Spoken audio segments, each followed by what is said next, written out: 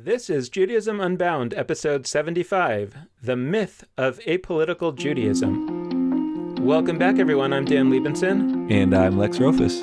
And we are here today with Lila Corwin Berman. She is professor of history at Temple University, where she holds the Murray Friedman Chair of American Jewish History and directs the Feinstein Center for American Jewish History.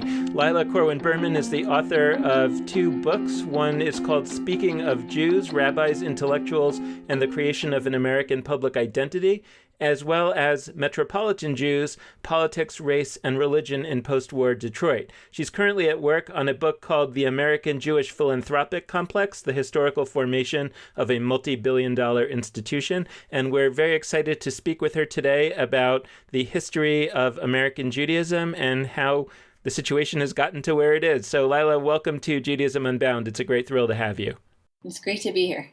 Well, I wanted to start a little bit, at least with sort of my understanding of your basic conception in your book, Speaking of Jews, and then to sort of jump off from there. But if I understand correctly, sort of your basic gist of what you're talking about in that book, in the 20th century, the Jewish community felt a strong need to explain itself to the larger American non-Jewish community, and that in that work to explain itself, it actually had an enormously powerful formative effect in essentially the creation of what became 20th century American Judaism. And I'm wondering if you could just sort of elaborate on that or correct me if I'm wrong, and just sort of also start to connect it to what you see happening in the 21st century. The way you describe it really does, I think, encapsulate what my goals were in that book. I became really interested in the kind of public acts of defining and explaining Jewishness in the United States, specifically in the 1920s, once the bulk of Eastern European Jewish immigrants, there had been like a huge influx of them, as you know, in the late 19th and early 20th century, that was then cut off in the 1920s with immigration restriction legislation. So you have now a population that doesn't have the same kind of influx of new people coming in. And so it's in a sense a more stable population working now to think about what does it mean to be in the United States, and working therefore to kind of weave themselves into the political language, the cultural language, the economic language of being American. And so in the book, the real kind of historical arc that I found was that the shift, the most important shift really was in the embrace of social scientific language, that there was not really the vocabulary for explaining Jewishness as a social scientific category, of a category of something in between race and religion, something that we might think of as ethnicity today. That category was really gestating in the 1920s. And then I guess you were asking the extent to which this kind of enabled me to think about how American Jewish identity, American Judaism kind of emerges in the later part of the 20th century and into the 21st century. And I think that in many ways, the language that mid-century Jews developed served Jews very, very well for many decades, but came to butt up against several challenges. As Jews mixed with non-Jewish populations, especially marrying non-Jews, the kind of inevitability that social scientific language had hinged upon, right? That of course somebody would sort of maintain this identity by where they lived, by certain kinds of social patterns. Those start to unravel. And so there's sort of new crises of, how do you explain that somebody is Jewish who's not fitting into some of those social scientific categories? So just fleshing this out a little bit, I'm really interested on a number of levels. First off, when I read the book, Speaking of Jews, one of the first things that became clear to me was like, oh, this the way I've lived and spoken about Judaism, I thought was just how Judaism was. The idea that talking about the Jewish community or Jewish peoplehood, the idea that those are new, totally blew my mind, because ultimately I've been so deep in that sociological understanding that I didn't even realize it was only one understanding. I thought it was just the way that we do this. So I guess I'd love to hear a little bit more about peoplehood and community, some of those words that come up to exemplify this sociological shift. part of that's because I met you at this Wrestling with Peoplehood conference that you helped to organize. But also because I think we have used these terms on our show and haven't totally wrestled with them in the ways that could be interesting. Excellent. Yeah. It's interesting because there's two books that I've read recently. And one of them is a book called Jew by Cynthia Baker, and it's about the word Jew. And the other is Peoplehood by Noam Pianko. And both of these books, which were written after Speaking of Jews, and so unfortunately I wasn't able to sort of integrate their analysis and arguments into my book, into that first book. Both of these books are really strong in doing the work of showing that the terminology of what it means, how, not even what it means to be Jewish, but simply the discourse, the language of Jewishness, both is very rooted in particular historical moments and times. And so, for example, peoplehood is really a term that cannot be traced beyond earlier than the 20th century. And even Jew as a self-designation, I am a Jew, is a fairly recent grammatical construction, as opposed to someone else designating, a non-Jew designating a Jew as a Jew.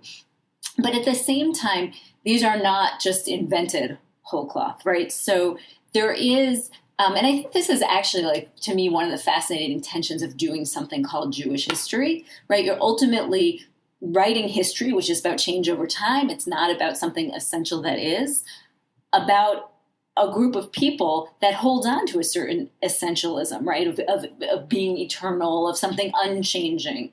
And so there's sort of like the tension written into, what does it even mean to do the history of this kind of category? I think people who do history of religion likewise grapple with this. So all of this is to say that, yes, I do stand by the book's conclusion that this social scientific language really is fundamentally tied to the historical context of the 20th century and of the United States, and intellectual trends happening in the United States, having to do with grappling with the diversity of people and traditions and folkways coming together in this one place.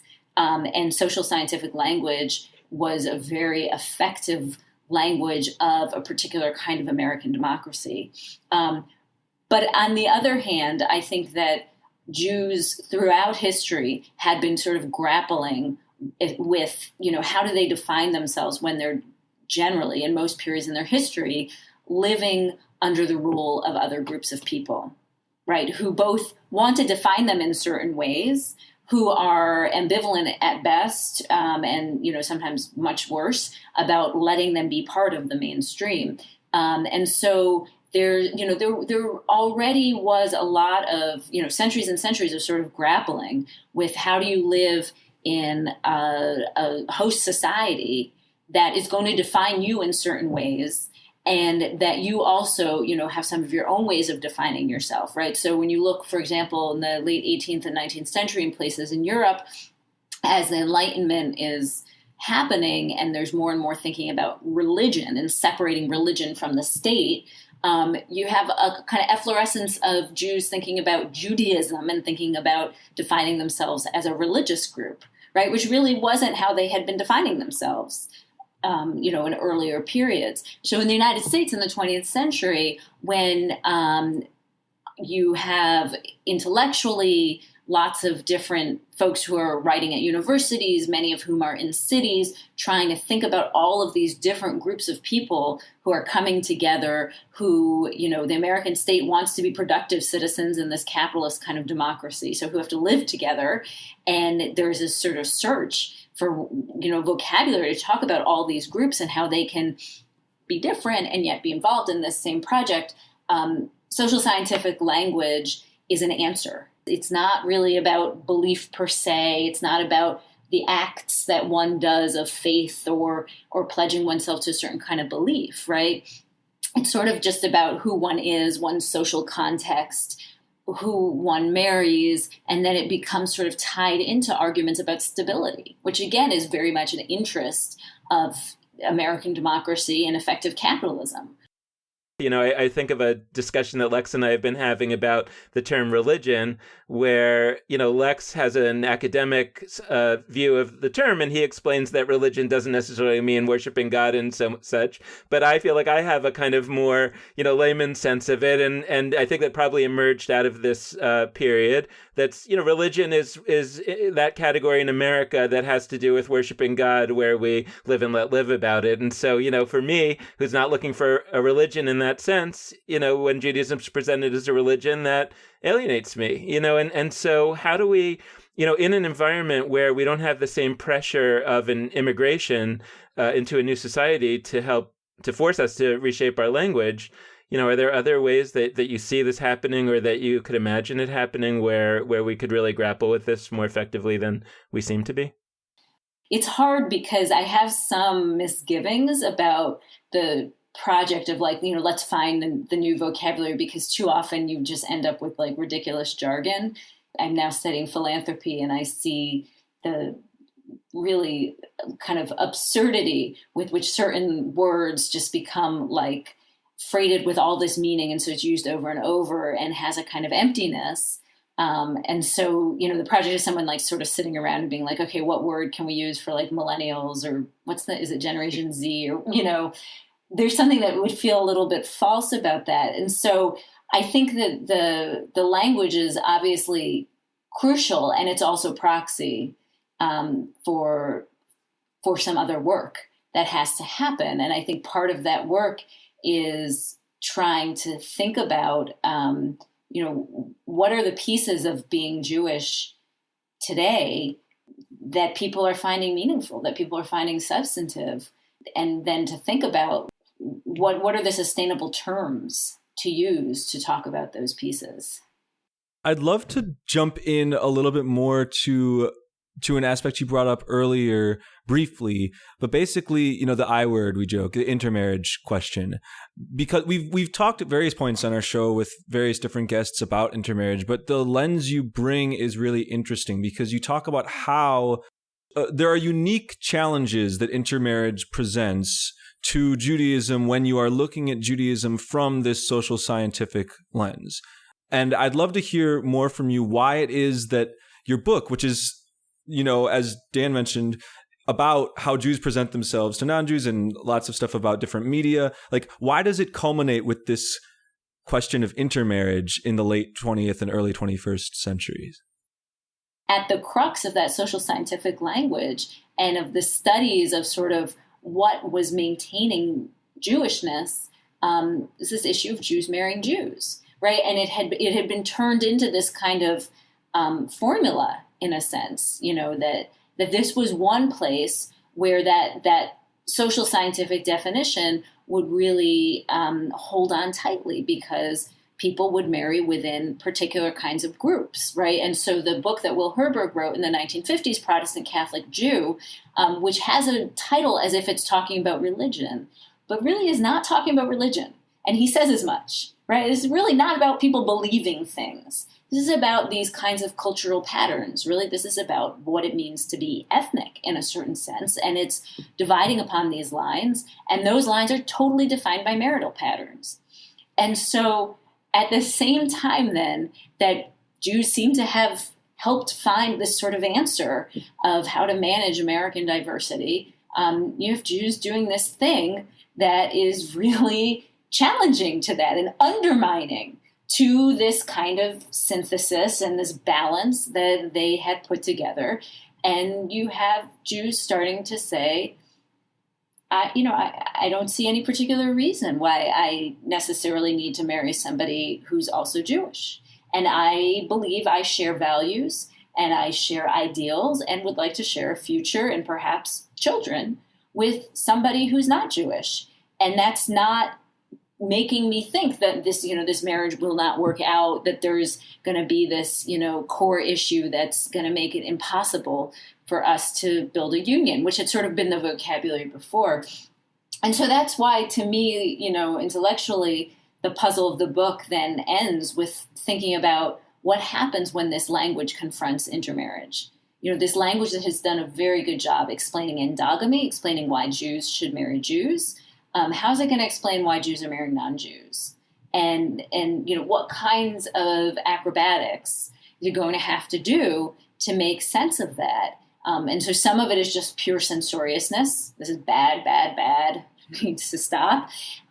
Some of it is talking about ways that the Jewish group can sort of absorb others and turn them into Jews, and what would that look like? The language of social science is not very good for explaining that that's possible. And then there's just a lot of confusion. And I think some of the intermarriage crisis that people start to talk about as early as the 60s, but more and more in the 70s and 80s, is exactly that sort of failure of language to understand this. Perhaps it is true in a certain case, right, that the Judaism as you are describing, and not you, but the person who's concerned about intermarriage, the Judaism that as you're describing it perhaps can't survive intermarriage intact. And maybe it can. That's question number one. And question number two is, if it can't, maybe your definition of Judaism was wrong, right? And maybe all of our definition of Judaism was wrong, right? And that intermarriage, rather than being a threat, is actually the issue that is revealing an important question to take on, which is fundamentally, what is or should Judaism be? And that certainly does not seem to have been at all the lens through which the larger Jewish establishment has looked at the question, right? To say, does the fact that actually intermarriage, we might be seeing results from intermarried families that surprise us in certain ways. Does that perhaps open us to the question of whether maybe our definitions were wrong? Right. And, I guess I would do that like academic thing and just tweak your vocabulary a little with that, which is that I wouldn't say wrong. I would say it's just changing. There have been lots of times when the definition of Judaism or being Jewish has had to change, right? Could Judaism survive galut, right? Could it survive exile? There were lots of reasons to believe absolutely not, because Judaism was about being in a particular place, right? There were lots of ways that there were places that Jews went or forces that they encountered, right? Could Judaism survive living under the kingship of some other religious group or ethno-national group? Absolutely not. And then that definition has to change, right? I mean, in a sense, Judaism has died many, many deaths as the way that it was sort of dominantly defined had to be jettisoned.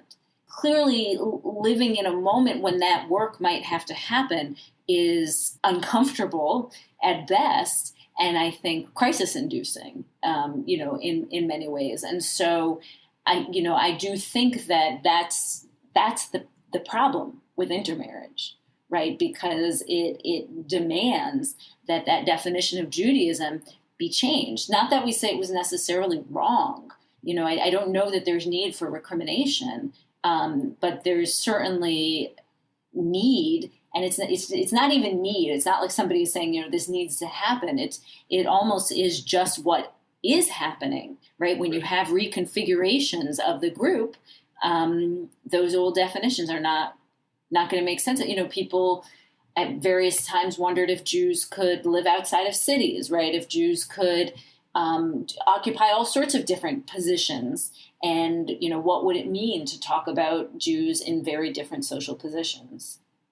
So I think that's a great clarification, and I guess there are two things on my mind, right? One is that when people are expressing this concern that Judaism is dying in whatever way, right, the question becomes, and I think the question that we should put to them and that we should all just be thinking about is, like, when we're worried that Judaism is dying, which Judaism are we worried that's dying, right? And I think that a lot of the existential anxiety comes from the imagination that the Judaism that's been around for 2,000 or 3,000 years is dying, as opposed to the Judaism that was invented in 1950 is dying, right? And is it fair to talk about Judaism, sort of post-war Judaism, as some form of a bubble where actually Judaism sort of expanded and became something because of a certain set of circumstances that maybe people imagined was going to be the permanent situation, but it turned out it was actually a short-term situation, including the fact that there was endogamy, but also the fact that Jews were living in the suburbs, and also the fact that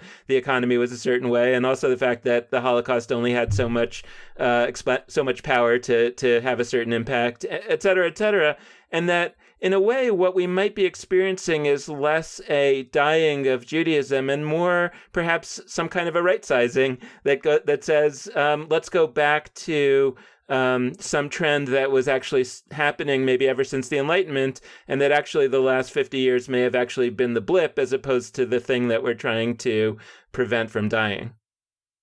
It's something I've been thinking about a lot. There's a book that came out by a U.S. historian named Jeff Cowie, and the book is called The Great Exception, and it is making the argument that the period after the New Deal and into the Great Society, so the period, starting in the 1930s, but then into the 1960s, 1970s, was a great exception in American life, and that a kind of constellation of factors having to do with politics and economics, the trends in demography meant that liberalism looked a certain way during that time period, and that people who grew up during that time period and people who have kind of inherited the notion that was like true American liberalism aren't able to see that this is totally exceptional.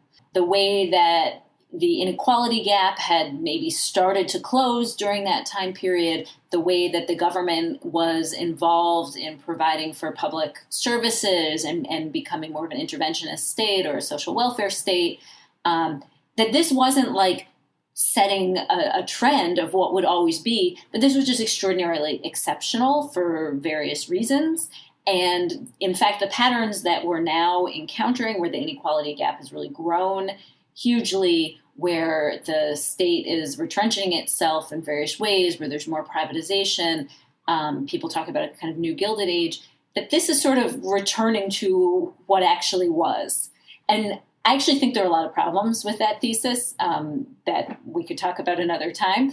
But the one reason having to do with American Jews and American Judaism that I've been preoccupied with it is because this is specifically that period that all American Jewish history sort of, it's the crescendo of it. It accounts for a kind of triumphalism in the historical writing about American Jews. And I think in the, more community-based sort of folk history that American Jews tell themselves. I don't know, I don't know about the right-sizing piece, and there's something, I guess, Dan, in your question that feels reactionary. I'm not saying that you're necessarily reactionary, but that sort of notion that we're going to go back to some period before this kind of exceptional bubble of post-war Judaism. It's less that I'm wondering whether there were actually important questions being asked at that time and important forces going on that we could go back to because they're actually suddenly relevant in a way that we didn't realize that they ever would be again. And so it's less about going back to the glory days and more wondering whether there were things going on there that had actually been going on for like 100 years or something like that that got cut off by this sort of, aberrant state, right? And that we actually might value in a new way. Well, I certainly think that conversations about Zionism from say, the 1930s have now gained a new kind of vitality. So there's more historical scholarship tracing the sort of flexibility that existed in Zionist thinking, in non-Zionist thinking, in real vigorous debate about what it would mean for Jews to define themselves via a nation state, and that those discussions and debates were really live and were not the cause for defining who was inside or outside the group, right? So one could very much be identified as being Jewish, as being part of the Jewish community, as caring about the future of that community, and very vigorously and vociferously reject the idea of a nation-state-based Zionism, at the end of the 19th century and into the beginning of the 20th century. So there are, as I think the policies in the state of Israel, the government of the state of Israel has pursued certain ways of acting toward Palestinians, certain ways of using its power that, people are questioning, what does this mean for Jewish life to be defining itself according to the policies of this particular government, for example? There is an effort to look back to some of those conversations and say that the kind of fervent American Zionism that really characterized post-war American Judaism maybe made some sense for that time, but maybe it's not what is going to be enduring in this time. So I have a question that at first I was going to say was like a shift to a new topic, but I actually think I'm suspicious that it is actually related, which is you've written a great deal lately about the issue of funding in Jewish life. And at first that feels very different, but as I think about it, one part that you spoke about and that we actually mentioned some of your pieces at the time was this issue of whether and to what extent Jewish institutions, due to their funding mechanisms, can sort of be political or speak out on political questions. And the reason I think that it actually might be related, and once again, you can tell me if this inclination feels right or not, is that what we've been talking about is sort of a shift away from, or a shift into language of Jewishness that is about sort of collective identity, about communities, about peoples, about sociological identifiers, and not necessarily about like values. And when organization after organization is talking about how we need to not be about particular political values, we need to be apolitical for X, Y, and Z reason, I'm curious if that relates to that shift, because when I look to literature about the late 19th century when Jews were trying actively to be conceived of as a religion, it seems like beliefs and values were very much part of that conversation, including in public fora. And like, I'm curious just to talk about like what are some of the issues in Jewish institutional funding today, especially in the realm of politics, that you've written about, and do they, or to what extent do they relate to these earlier conversations we've been having on this episode? Yes, I think that's absolutely related. And I think that the sort of move to claim a part of space, a neutral space, a depoliticized space for Jewish life is really connected to that kind of social scientific language, right? That and even to, the language of community, of peoplehood, that this is not something that is explicitly defined as being about politics, right? It's defined as a space that, one is born into. It has to do with, sort of where you live and the people you affiliate with, who you feel close to. And I think that part of kind of what happened in that post-war period in American Judaism is that, some of the more radical edges of Jewish politics that had at various points, really come quite close to the center of defining what American Jewish life might be, those are sort of stripped away for various reasons, in part because of pressures of the American state, and in part because new openings, right? That, one didn't have to kind of call for some kind of revolution if the state itself was saying, we'll let you be who you want to be in this state, and we'll subsidize some of who you want to be. We'll give you tax exemptions, we'll help you pay your mortgage, and we'll make things okay for you, right? So you don't need to define yourself politically, because the state will do that work for you, and it can be sort of invisible in a certain way, and never mind that it's not doing that work for certain other groups of people. And I think we see the traces of that, the enduring power of that, in the way that Jewish institutions today continue to talk about themselves as being apolitical. And a little bit of what I have written, and this was inspired by the election of Trump, and then different Jewish institutions' reactions. Well, we're not going to take sides on this. Was my effort to say, well, look, you are political. Like, this stuff that you've been saying is not political is extraordinarily political. For example, if you're a Jewish federation, upwards of 80% of your agency grants come from the federal government.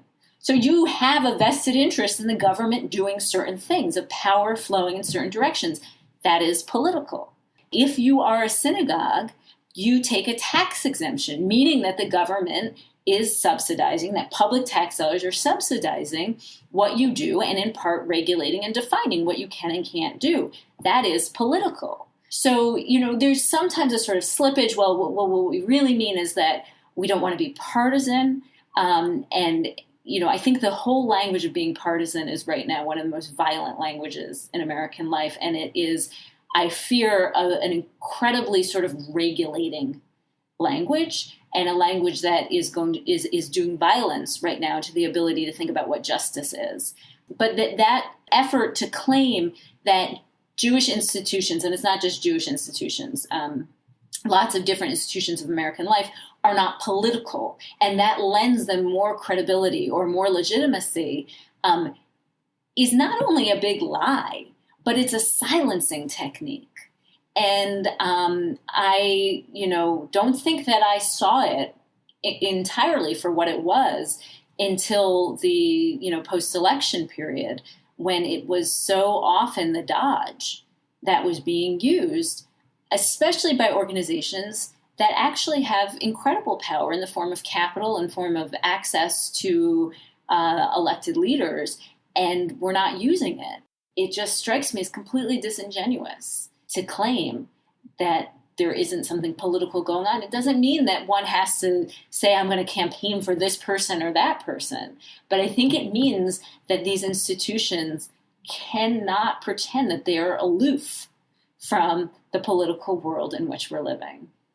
I'm trying very hard to reject the frame of politics as applied to Trump, in the sense that, for me, Trump is the example of, from a values standpoint, everything that Judaism has taught throughout its history to be concerned about and to be wary of, ranging from just the characteristics themselves, the behaviors themselves, to some of the characters in our literature, kings of various kinds, that are really out there as the cautionary tale. These are the bad kinds of kings, right? And when you see a person running our country and exhibiting a certain set of behaviors that are so clearly contrary to the Jewish tradition, sort of broadly defined, and you're not able to say so, or a rabbi isn't able to say so for fear of being tarred as engaging in politics or partisan politics. Yes, it has a political effect, even a partisan effect, if you were to say these things.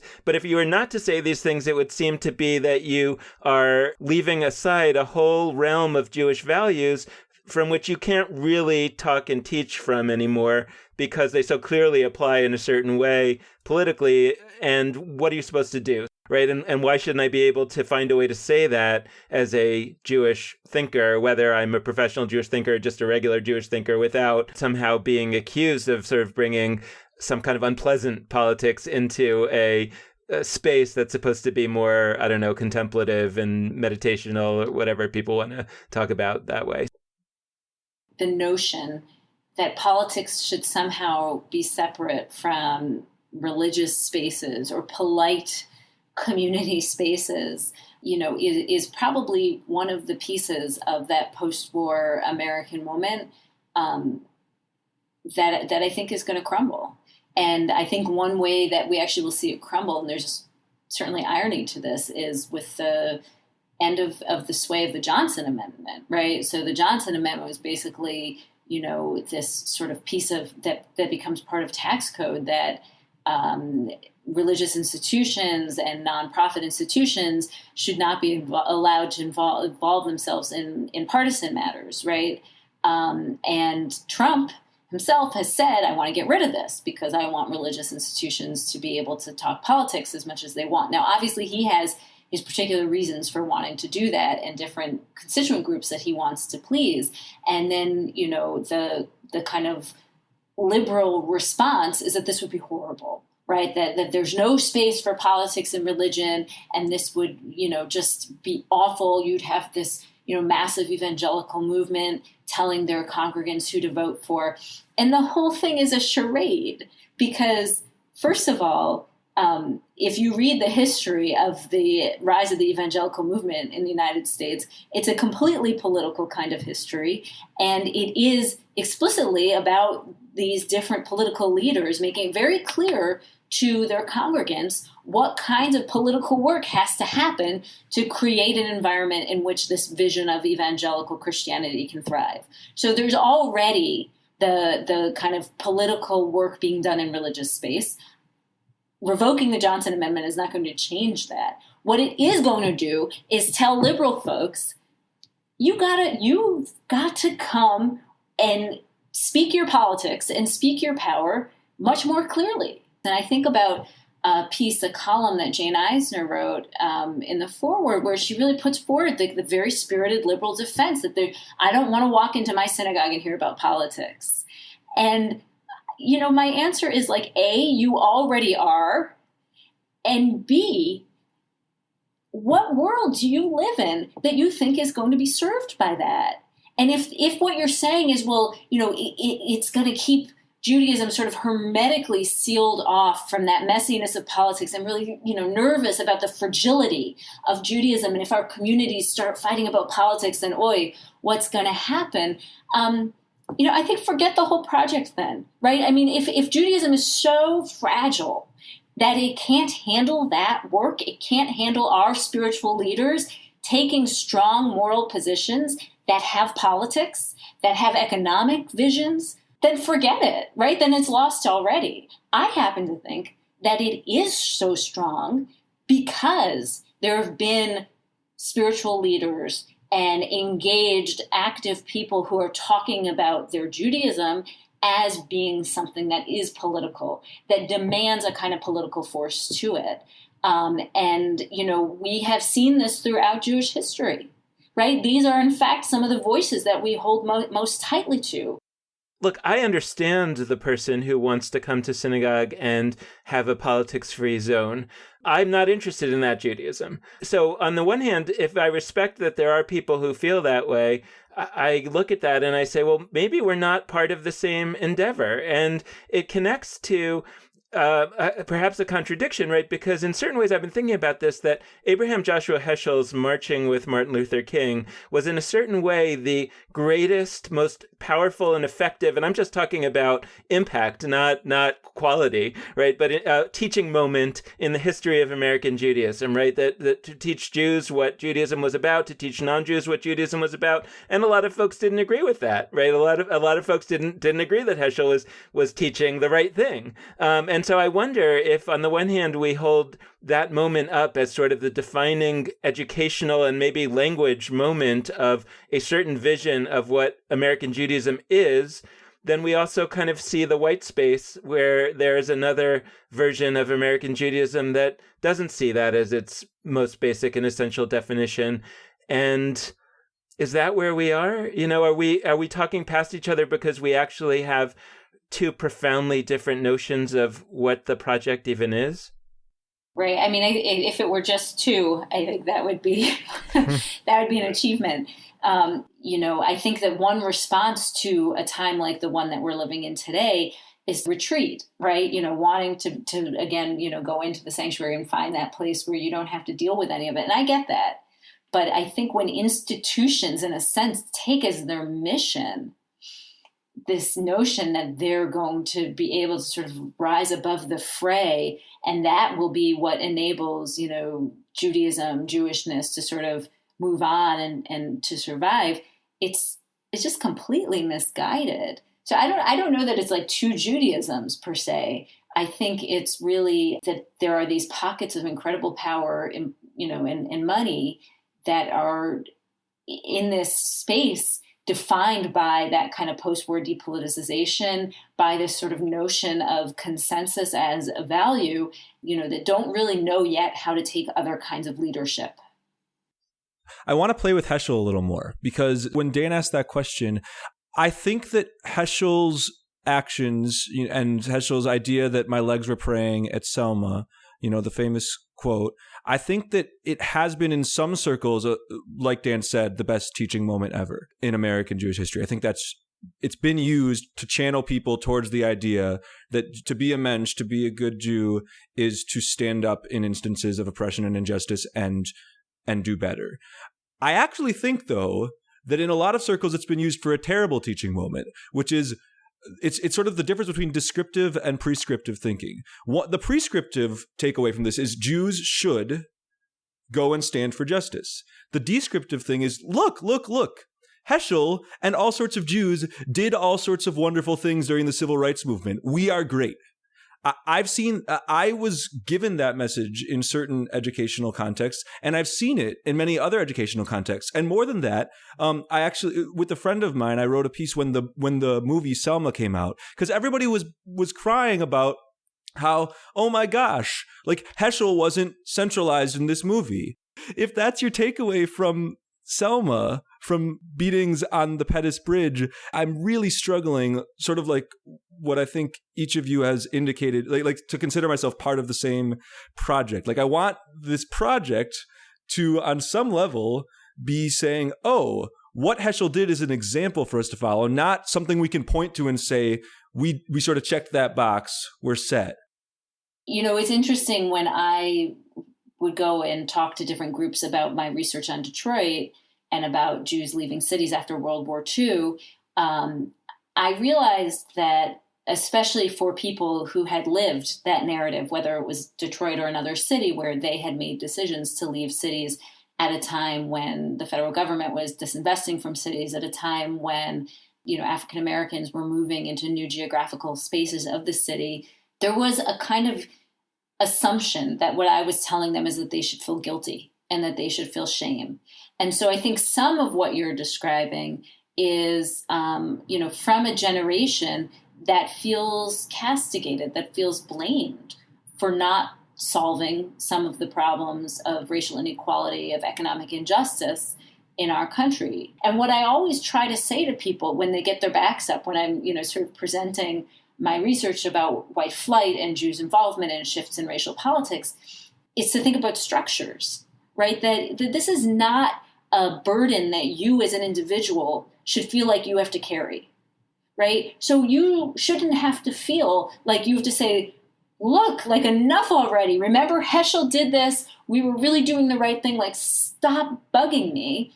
You should instead be able to understand that there were all these different structures and patterns that came from years and years of history of where economic resources flowed, of how the American state worked and served certain populations and didn't serve other populations, of the kind of capital that had been created off the backs of slavery, and then post-slavery systems that still depended on the same kind of racial logic.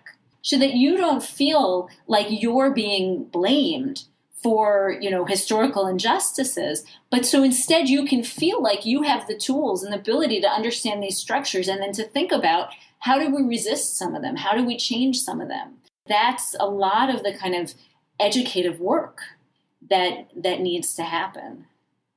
Are there any other key issues that you wanted to explore while we're talking about all these important questions? Well, I guess my hobby horse lately has been thinking about endowment. We've talked a lot about Jewish institutions, and I'm writing a book about philanthropy and thinking about specifically the kind of capital practices, the financial practices of Jewish philanthropic institutions. And I guess if there's something from the kind of archives and from history that I would like to, I don't know on the face of it how exciting it would be to the average Jew, but I'd like to be able to explain to the world, is that these kinds of practices of holding on to money in institutions and valuing the success of an institution by its ability to sort of amass endowment and to sort of have a lot of money on hand that's held. This is really a relatively new phenomenon in Jewish institutional life. But when we talk about Jewish institutions being sort of fixated on consensus and defining themselves as what I would say is not apolitical, but depoliticized, I think it's actually tied into those capital practices, right? Sort of believing that that money that is held somehow dictates that the institution has to act for the community in a particular kind of consensus-based way, and B, that institution will not be able to continue having access to resources and to being able to hold capital unless it speaks in this sort of consensus way, and that without that capital, without sort of that money that's just held, that these institutions can't imagine their perpetuity and therefore can't imagine the sort of survival of the Judaism and Jewishness that they know.